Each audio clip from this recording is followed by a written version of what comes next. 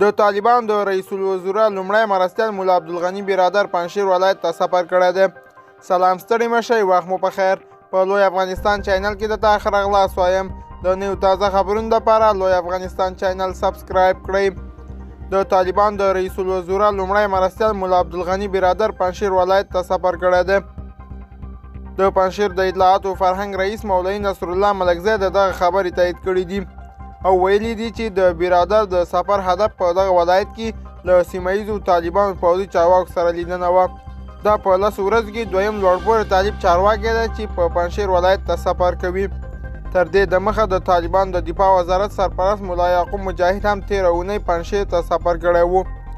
دغه سفر وروسته له هغې کېږي چې د پنجشیر په ځینو ولسوالیو کې د طالبانو احمد مسعود په مشرۍ د ملي مقاومت جبهې ترمنځ د نښتو راپورونه ورکړل شوي وو.